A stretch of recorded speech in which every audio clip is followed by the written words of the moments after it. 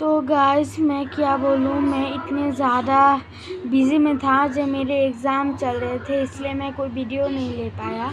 लेकिन इस बार से धड़ाधड़ वीडियो आएगी। लेकिन आप चाहते हो जो मैं बहुत ही ज़्यादा अच्छी वीडियो डालूँ, मैं क्योंकि मैं नॉर्मल से वीडियो डालता हूँ, मैं gaming video, ultra blogs video, बड़े बड़े यूट्यूबर्स की तरह वीडियो डालूँ, टाइम निकालूँ आप लोगों के लिए और एनिमे को डब करूं, तो आप लोगों इस वीडियो में कम से कम 10 लोगों देखना चाहिए, तब जा 10 लोगों 2 लाइक करना चाहिए, तब जाकर मैं गेमिंग करूँगा। मेटल हॉर्न, ग्रैनी, सारे गेम आप लोगों के साथ शेयर करूँगा। इंस्टाग्राम में डिस्कॉर्ड आईडी दूंगा, जिससे आप लोग मेरे साथ खेल सकते हो।